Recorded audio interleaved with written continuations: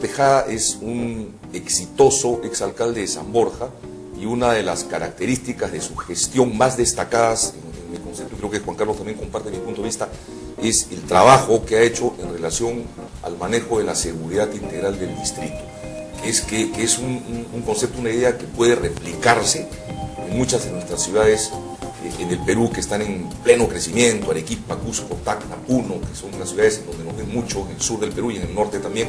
Entonces queríamos que nos comentes un poco de la experiencia en San Borja. Sí, para mí en realidad es fundamental para una autoridad local tener claro qué cosa es lo que se quiere hacer como alcalde, como presidente regional. La mayoría de autoridades tienen todas sus expectativas en el desarrollo urbano, en grandes obras de vialidad, que por supuesto son importantes, pero el contenido social a veces está al margen.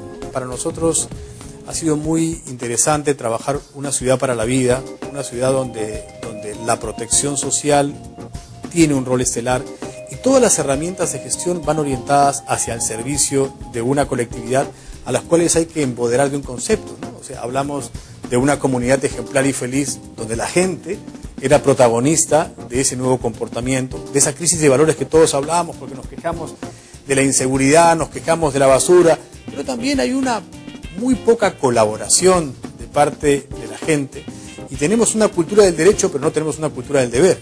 Entonces yo creo que lo que se desarrolló durante estos 8 años en San Borja fue una interesante experiencia de cómo se construyó una ciudad saludable, una comunidad que creyó en un estilo de vida y lo hizo suyo, y obviamente la gestión, el factor humano que condujo esa gestión durante 8 años, desarrolló herramientas luego amistosas, ya vamos en el campo propio de la gestión, para el desarrollo humano, para la atención al ciudadano, cómo utilizamos las tecnologías hoy día de la información y comunicación para el desarrollo de la seguridad ciudadana, cómo podemos hacer, por ejemplo, a través de un software libre, cosas que se pueden implementar sin un costo significativo, sino al alcance de cualquier ciudad del país y con creatividad y con decisión política.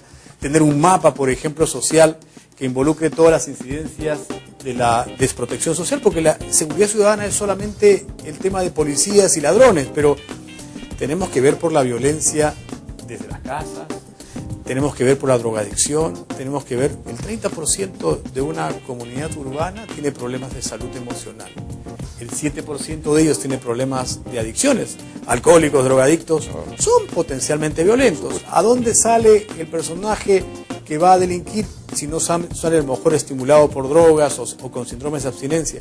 Si nosotros no mitigamos y no sabemos dónde está nuestro mapa georreferenciado, ¿qué estrategia podemos hacer? Generalmente somos reactivos ante el ataque, o sea, el que tiene estrategia es el delincuente, pero nosotros no tenemos una estrategia porque no tenemos información. Entonces hoy día tenemos herramientas de estos catastros georreferenciales que se pueden articular con información para saber dónde están los focos de delincuencia, dónde están los focos de salud, de saneamiento ambiental, etcétera. O sea, de venta de drogas, expendio. Esta plataforma, hoy día con tecnología barata, tú puedes tener a tus carros vigilados con GPS para saber dónde están caminando y el patrullaje. Tú dices, oye, hoy tenemos una cámara, sí, pero ¿para qué tengo una cámara si yo no sé dónde está mi unidad que sigue? Oiga, ¿dónde te encuentras? Estoy acá en otro distrito, ya perdí. Doctor, ¿esa tecnología es local? ¿La han desarrollado aquí en el Perú? Sí, es desarrollada por peruanos y por funcionarios de la municipalidad. No tenemos que ir a una transnacional, a una...